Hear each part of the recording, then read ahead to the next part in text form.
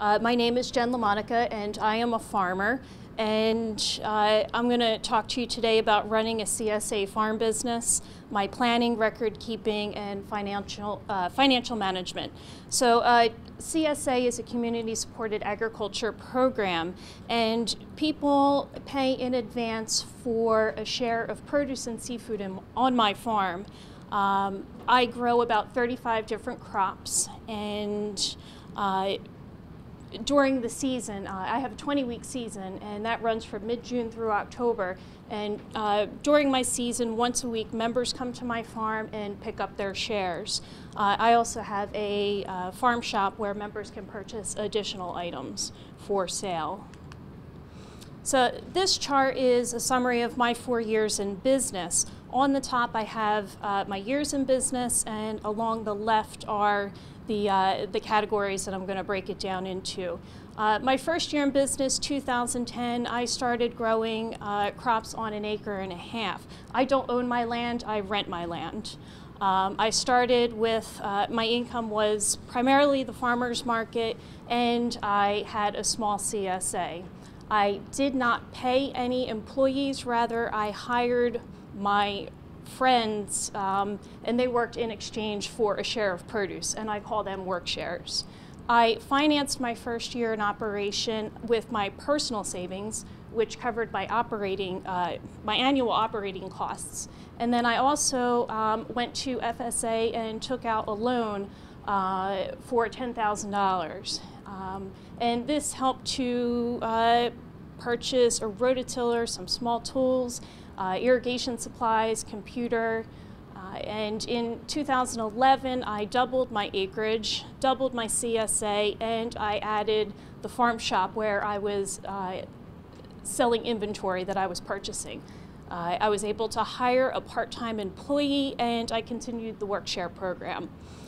From this point forward, my operating costs, my annual costs, were covered with the sale of my CSA shares, but I still needed capital, and I had some money left over from that first year from FSA, basically a line of credit, and I used that in 2011 to purchase a tractor, some implements. I built a walk-in cooler, and I upgraded my irrigation.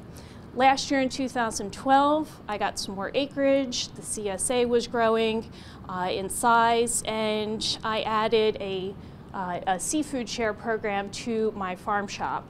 I was able to hire a full-time employee, continued the work share program, and I needed another tractor. I needed to upgrade my irrigation, so I went to FSA and I took out another loan, or basically a line of credit. So I just, I took out $10,000, but I didn't use all that $10,000. So in 2013, this season, I'll likely use the remainder of that loan to purchase some additional equipment. The CSA continues to grow in size. We're projecting 125 members. Not much is going to change with my farm shop. We're going to continue the seafood share program and hopefully just sell more items.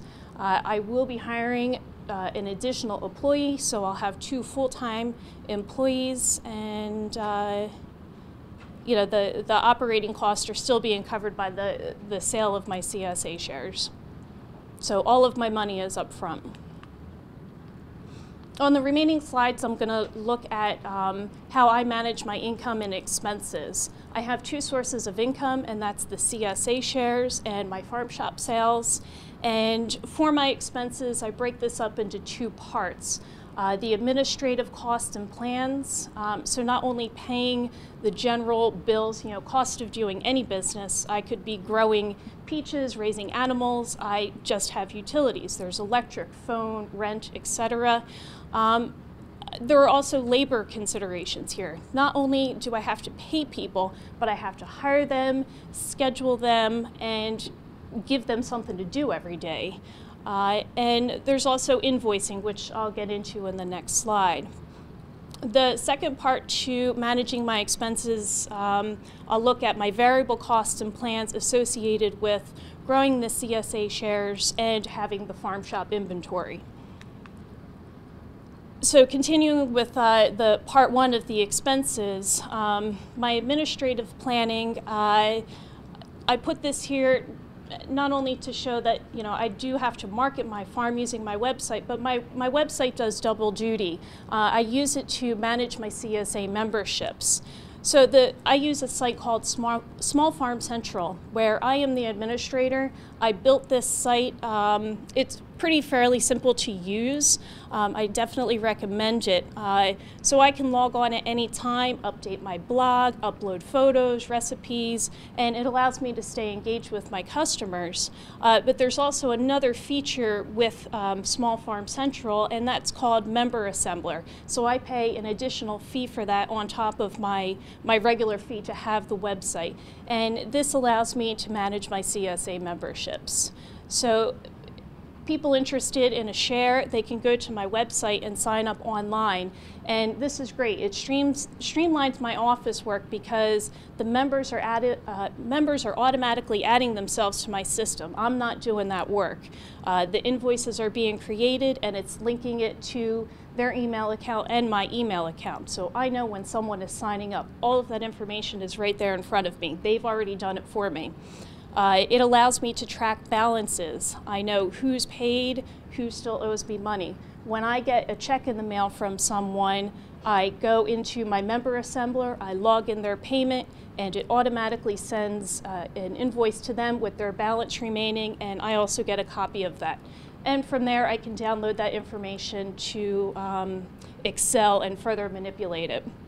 I can also take credit cards on this, but I don't right now. Rather, I'm just taking in the checks. But regardless of what payment method I'm using, I manage my finances with QuickBooks.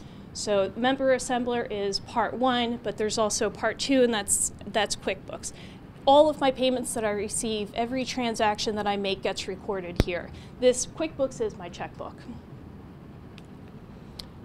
Looking at the second part of my expenses, the variable costs and plans associated with growing the CSA shares, I am certified organic, and there are fees associated with this and reporting, inspections.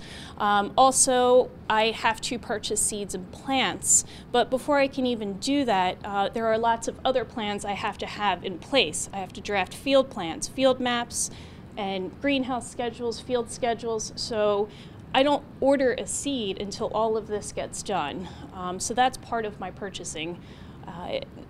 There's also chemicals I have to purchase, fertilizer and lime, and along with that goes record keeping. I have to know the materials used, the application rates, and the dates. And then any other additional supplies I have to purchase. I plan all of this in advance for my greenhouse supplies, drip irrigation, any produce bins that I need, office supplies, what have you. Looking at the farm shop sales, when I'm considering bringing in inventory to my farm shop, not only do I have to know how to pay for it, but how do I manage this? For example, meat is really easy. It's a frozen product. I sell it throughout the season. I'm dealing with one vendor. I pick it up maybe once or twice, put it in the freezer. I know that package of frozen turkey sausage is going to be $6.50 every time. I don't have to think about it. Produce is a little more challenging. It is perishable, and I have to sell it within a week or two of purchase. Buying multiple products, peaches, apples, corn, multiple vendors, and I have to go off the farm and pick it up at least 6 times during the season. Seafood shares are definitely the most challenging item I sell in my farm shop. It is perishable, and it's a one-day turnaround from delivery. So seafood gets delivered to my farm, and it's got to go the next day. So because of that, I am selling seafood shares in advance of the season. We do this on a bi-weekly basis, and again, the challenge is it's multiple vendors and items. So I have to plan a seafood menu in advance, so I know who I'm buying from, who that fisherman is on that week, what they're going to be providing, and the price point.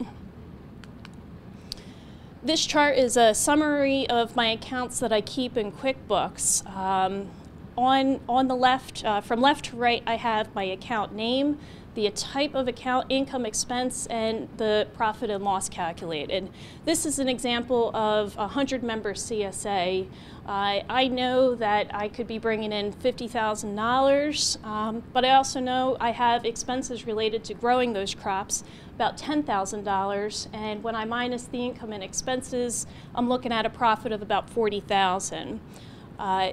For the farm shop, I could do the same thing. I know what to expect income-wise here, what those related expenses are going to be, and calculate the profit and loss. There are also other costs that I have, other expenses, administrative, labor, other liabilities, pay my FSA loan, and so when I look at my totals, total gross income minus my total expenses, I'm looking at a profit of around $15,000. I personally like to grossly overestimate my expenses, so there are no surprises. I like to give myself a really nice cushion. This chart is a summary of my expenses on a monthly basis. So above the calendar are my income, below the calendar are my expenses, and I have this broken up into 3 sections based on when income is coming onto the farm and what those related expenses are at that time period. So looking at the beginning of the calendar, January through May, oh, and also in the center, I have administrative costs that are just there throughout the year, and that gets factored in here too. So between January and May, beginning of the year, that's when I am bringing in most of my money onto the farm. The sale of the CSA shares, the seafood shares, and it could be around $45,000. Looking down below the calendar, I have my related expenses at this time. I'm purchasing most of my items for the CSA, seeds and plants, fertilizer, chemicals, and I know what that total is. On top of that, there are those other administrative costs that I have that I pay throughout the year, utilities, insurance. So when I total that up, I'm looking at around $30,000 in expenses during that time period. I know what that income is going to be, so I'm okay. I'm not overspending here. And I have money that I can carry over into the next, into that next section. The summer months, June, July, August, September, into October, my income is coming solely from the farm shop, and it's not that much money. It's definitely not enough to cover my expenses at that time, but I am careful to spend my money in the beginning of the year so that I can cover those costs in the summer months. And then at the end, October, November, December, I'm starting to take CSA money into the farm again. I have renewals, and I'm also taking on new memberships. And then I know what my expenses are at that time of the year too, and we're doing okay. So in summary, I like to say that there's definitely more to running a farm business than balancing your checkbook. In addition to tracking the income and expenses, for me, it's my greenhouse, my field schedules, managing my harvest, keeping track of production and distribution records, having a food safety plan, managing my employees, and inventory. So my advice is to have a lot of plans, keep good records, and be organized. And if you have any questions, I don't know if we can take any now, but my contact information is up there as well. Thank you.